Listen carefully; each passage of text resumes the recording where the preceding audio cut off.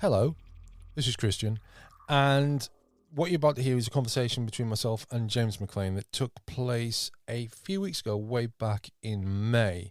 At that point in the proceedings of the most recent series of Doctor Who, we didn't know what was going on. We didn't know what was going on with the narrative on screen or off screen, and that's very much what this episode is about, looking at how the on-screen narrative development up to that point was possibly reflecting what was going on behind the scenes in Doctor Who. This episode initially went out to our patrons back in May. You now get to hear it.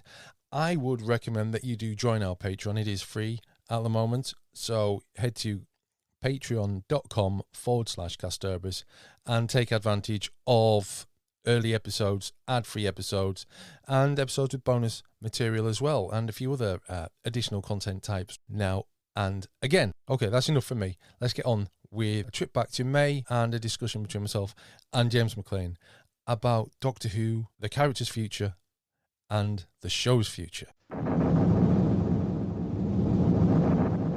Greetings, ladies and gentlemen. My name is Christian Colley. He's James McLean. There's a few things going on with Doctor Who and the narrative within and without the show, and how they are kind of interlinking, which I'm finding kind of interesting and concerning at the same time. Before we get on to that, I should probably say something about the work that I've been doing to because James has been doing all the podcasts, hasn't he? And I'm not just sat with my feet up after editing them together. I'm working in the background to upload old podcasts into our library so that they'll eventually all be available on Spotify. And I mention this specifically today because yesterday I found the first podcast between myself and James. Oh. Which kicks off with a big monologue from James, because he used to do monologues at the beginning of the podcasts. And they were quite good. And this one in particular is really, really good. And then we start talking. And the interesting thing, James, is not just how more northern I was in those days, but more specifically, how we managed to sort of hit it off almost straight away. Well, I don't remember at all. I remember the monologues because I used to do a podcast before we started doing stuff on Millennium, and we'd have, that podcast was largely around having guests. So when they'd have a guest on, I'd write a long monologue to introduce the guest, which would sometimes work, sometimes it would leave them quiet and just confused as to what was going on. Chris Carter, I remember especially, was confused about what the hell was going on. Right. But yeah, sometimes it just felt a bit pretentious, so I stopped doing it. But yeah, those are the days. That was like 15 years ago. Yeah, 2011, March. I think it was March 2011, our first one. But wow. We'd spoken for about 5 minutes beforehand, and we'd obviously emailed a little bit and etc. and chat. But we'd only spoken for about 5 minutes before we started recording, and then it sort of just went. And it's a really good podcast. It's like we'd been doing it for ages, even though that was our first one. I was quite surprised at how we used the word organic several times in the first 5 minutes of it. But it really was. It was a very natural podcast. So I've uploaded that, so anyone can check that out and let me know what you think. Yeah, James might even listen. So Yeah, see what it was like. Back in the day when things seemed brighter, more enthused, and I'd actually put effort into things. When years? Oh, those are the days. You can't see this, but he is now now staring off into the distance, 1,000-yard stare. Still doing it, just in a different direction now. Yes, I am. Yeah, I've also just realised this isn't going to be a video podcast as well, because I haven't clicked the record button on Zoom. We're just recording on the box. So that's that. So you can check that on the Patreon or on Kasterborous, and if you've got the stomach for it, you could just scroll all the way through Spotify, which can take some time, I understand. I've watched a little bit of the new series of Doctor Who. I've watched the first episode, the Robot Revolution, which I really enjoyed. It took me by surprise how much I did enjoy it. And although I have been busy with children dance competitions over the past few weeks, I haven't had the opportunity to catch up properly just yet with the rest of the episodes. But one thing I am aware of is that there is, there's two things I'm aware of.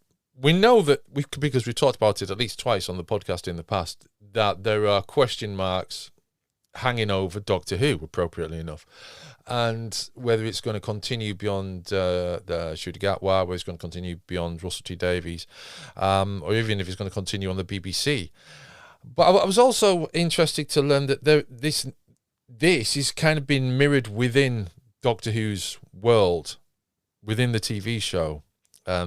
Narrative stretching across several episodes. There's there's dialogue by Anita Dobson's character concerning the last episode of the series, for example. And that's only one of the things. And there's obviously an echo here with Trial of a Time Lord, most obviously, to me, anyway, which was written after Doctor Who was taken off air, or while Doctor Who was taken off air in 1985-86. And there's a kind of meta commentary on Doctor Who's survival and being on trial. I say meta, it's kind of on the nose, isn't it? But there is some sort of suggestion that this is a similar tactic to what's going on now. But the thing I'm most concerned about is whether this is actually an intentional tactic, and if maybe the whole thing about Doctor Who not surviving beyond this current run is actually a massive piece of PR. There's a brilliant example of this back in, my brain will say 84, could have been 83, 84, with John Nathan Turner, unsurprisingly. Do you remember the whole thing around where he announced that the police box was going to be redundant? Yes. And he was like, this was that we're phasing it out because there's no point. And this caused a big buzz in the press. The Daily Mail picked up on this. Colin Baker was like, we've got to save the police box. And then a few weeks later was episode 1 of Frontios, where the TARDIS is destroyed, conveniently. And then obviously by episode 4, it's back again and we're moving on. And it was very clearly Nathan Turner deliberately using a bit of that interest in the police box to get exposure and bring things through. But ultimately, there was clearly no intention of getting rid of the police box. Yeah. But it just served to set up and perpetuate a sense of this could be happening, which was going to be evidenced by the first episode of Frontios. So I think, yeah, there are definitely examples. And as you say, Trial of the Time Lord, I don't know whether that is in the same way trying to explicitly encourage people to think about how precious this show is, or whether it's just to get a bit of buzz. And I'd be interested to see some of the newspaper commentary at the time to see whether they picked up on Trial of the Time Lord being a suggestion that is Doctor Who nearing its end. Did you find anything like that? From memory of reading stuff, I'm pretty sure there was it like reviews at the time I've seen more recently, and I do recall there being at least one suggesting that it was a kind of a ham-fisted or something, an inelegant commentary on what had happened to Doctor Who in recent years. Yeah. Well, this is it. I mean, but there's a difference, isn't there, between that and what we're talking with Gatwa, or even like with the Frontiers example, where is Gatwa's more aligned to the Frontiers thing in a way of trying to get people concerned enough or aware that it heightens the interest and thus saves it, or is it kind of suggest? Well, I don't get the sense from what I've seen so far that there's a meta commentary on the value of the show to its parent institutions, as I kind of think Trial of a Time Lord was. Really, it wasn't a trial by the public, it was a trial by the BBC for its existence or its value or its lack of value. So it'll be interesting to see where this goes. But yeah, I don't know. I mean, we had Philip on this week, Philip Bates, on the Sunday one, and he seemed quite optimistic that this wouldn't be the end. So I know we've been sort of along the lines that we feel like could possibly be. Yeah.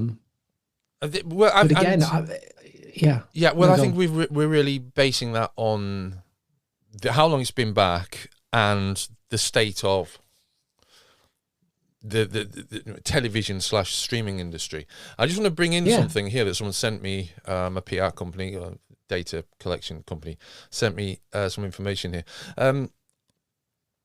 growing subscription fees and increasing crackdowns on password sharing, like family sharing of services, etc. A study by Sparrow has revealed the apps and subscriptions most people are eager to cancel or unsubscribe from. Now, of these, Amazon Prime is the top, but obviously Amazon Prime does more than just television.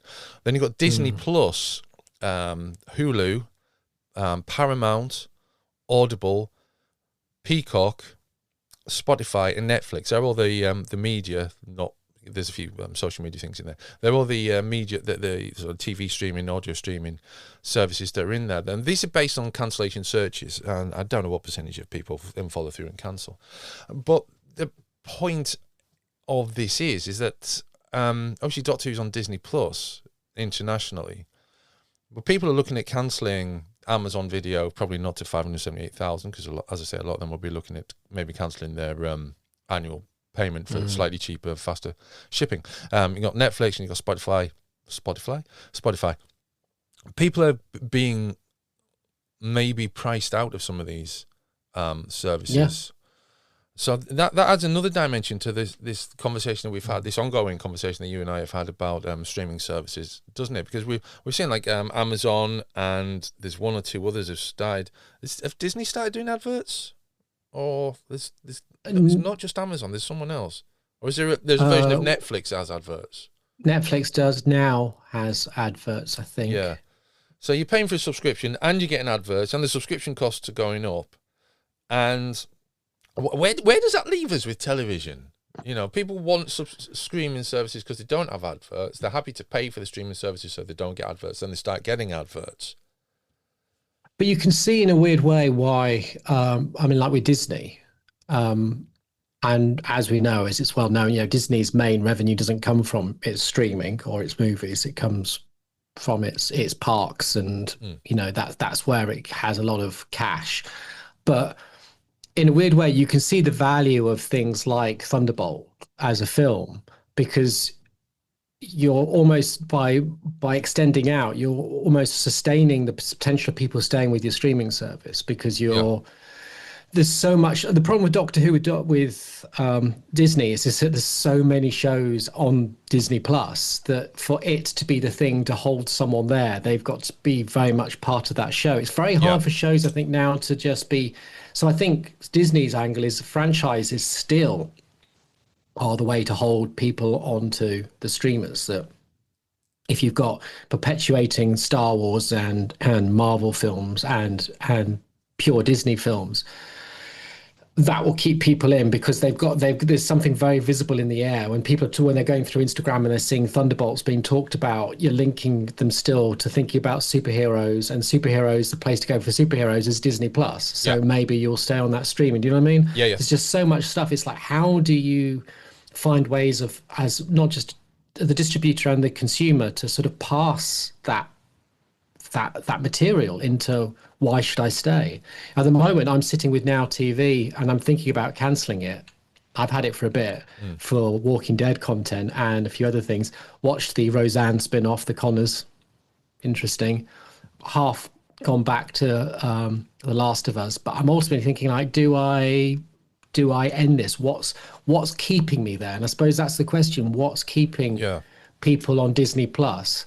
And I suspect 8 episodes of Doctor Who, 10 episodes of Doctor Who a year is not going to be enough to keep them out. Now, if you've got an ongoing thing like Star Wars, where you've had the Skeleton Crew earlier this year, you've got Andor now, you've had pockets of animated stuff, that seems to give me more of a buy-in to stay with Disney Plus than 8 episodes of a show, which I might pick up again if I'm American and say a subscription next year at the same time if I'm interested in Doctor Who. Do you see? I think that's the problem. Is that Doctor Who's just not big enough a thing to hold people, because that's what they want. They want products to give them the gateway to subscriptions. It's not the quality. In some ways, and I think this is interesting, is are these streamers going to have to go back again to the old American model of like 26 episodes a season? Is that what streamers are going to start saying? Is that, if someone's watching something now, we want them to be watching something in 3 months' time or 4 months' time. And if we're dropping them per week for 26, that's half a year. we've got them for half a year, because it might be that one show which keeps them rather than the library. It might be that one show. Yeah. But once they finish that show and there's other good libraries, why stay? So yeah, it's a really interesting thing. And I think, as someone said, I can't remember if it was Rick, someone said on the podcast, is like, Disney needs the Doctor Who catalogue. They need to get the old BBC classic stuff on there, because that would give Doctor Who and Disney a reason for people to stay with Disney, and thus Disney a reason to stay with Doctor Who. Well, not only that, rather, because they could also issue it periodically throughout the year, rather than dumping it all in one go. Yeah. Season at a time, or Doctor at a time, or whatever. Yeah. So, yeah, I mean, there's a lot to say. That, I mean, obviously, we've probably talked about this whole idea of Doctor Who spin-offs, but I mean, the idea that, like, you mentioned Star Wars, and I know we're short of time, so I don't want to go too deeply into this. You mentioned Star Wars, and there's all these Star Wars series, and there's the various Marvel series as well. There's the old pre-Disney Plus Marvel series have been revived. They've been brought onto there. There's new ones.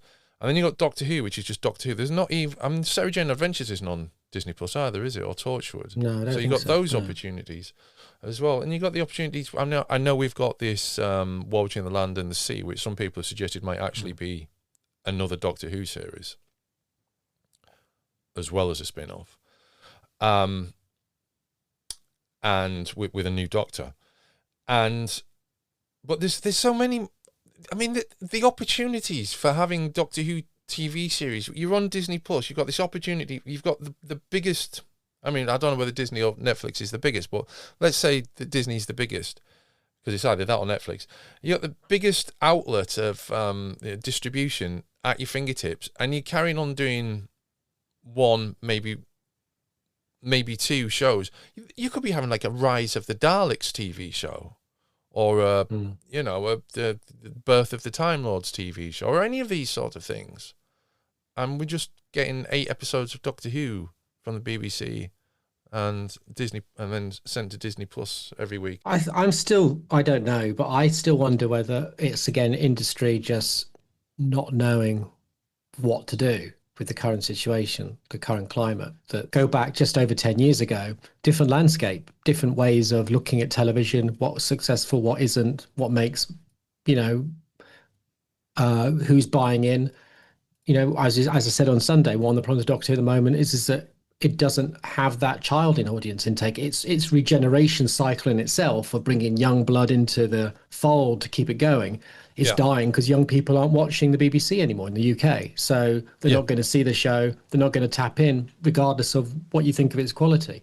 So everything's broken, and I just don't think anyone knows how to fix it. And this is the same across the board. I've listened to podcasts recently sort of saying about, like newspapers still sell. But if you look at the numbers now compared to a few years ago, you're going from millions down to, 150, 200,000 copies being sold, on a daily newspaper. And why do you buy your newspaper? It's changing. Probably because you're going on a train. Well, this is it. But the problem, and even then, they were saying, if you go on a train, most people are on their phones listening to podcasts like this. So hello. The newspaper industry does not know what to do at the moment. It doesn't know how to move its model because, as you're aware yourself, the model for successful ongoing journalism online is broken. It's not really working. So the answer is still not there. And I think television's in the same place. No one knows how to do this. I don't think the BBC know where to put their money. And the more you risk putting the money with Disney the more you risk it now being judged in a commercial sector and it being Doctor Who being considered non-viable, which is not good for the BBC. So I don't think they know, which is probably why I don't know, but maybe the full catalogue hasn't gone to to Disney's, because maybe Disney's always worried about levels of quality. And let's face it, old 70s, 80s Doctor Who, on the face of it, does that match the level of, does that match the brand and the sort of content they want?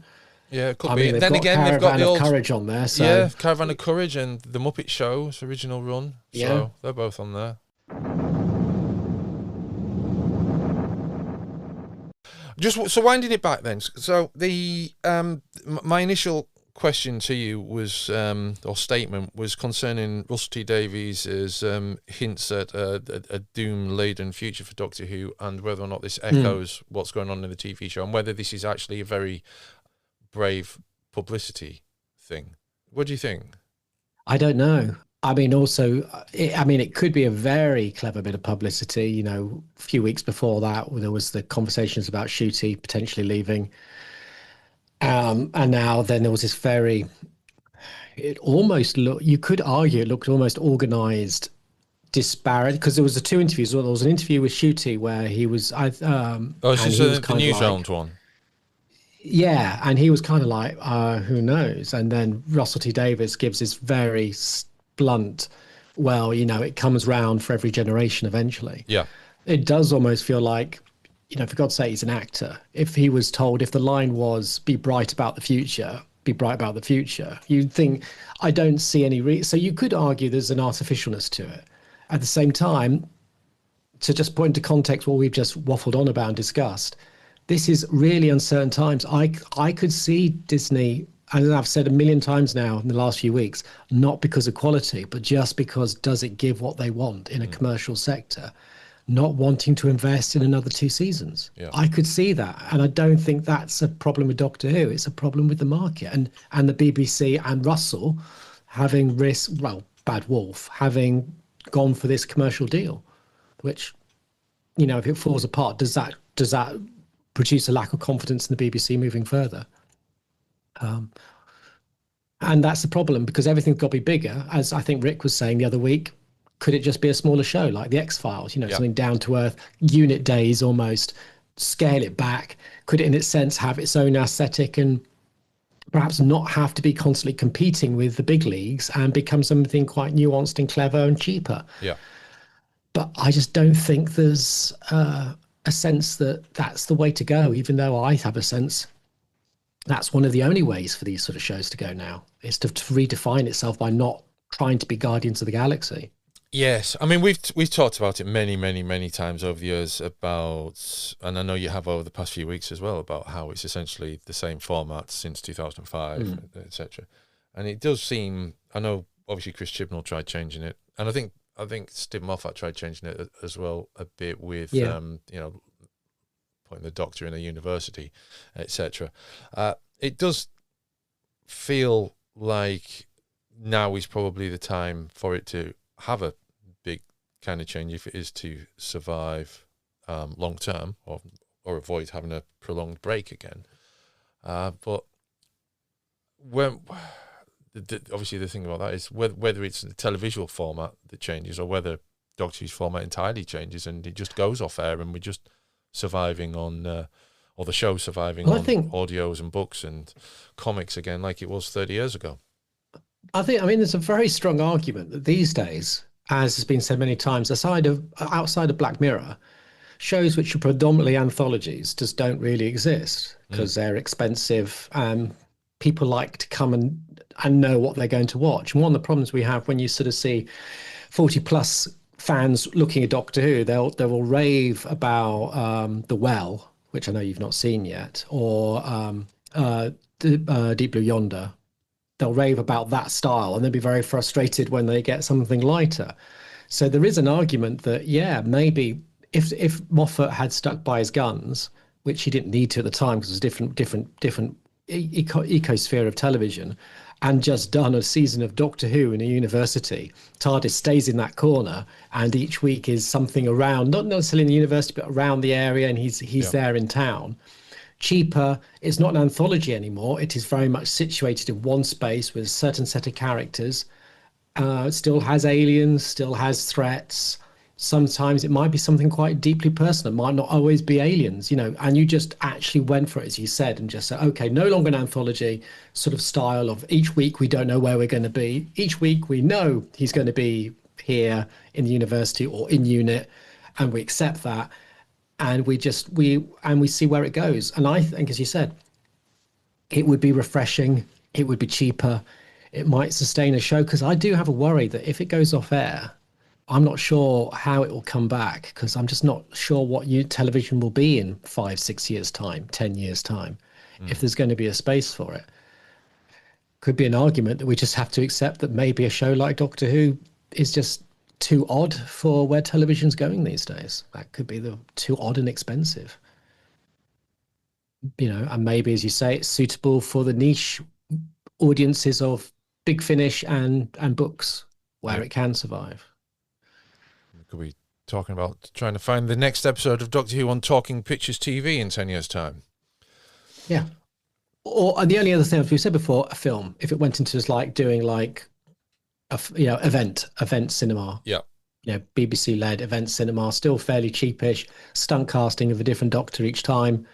Maybe that's the way it could work. But yeah, I think it's going to struggle.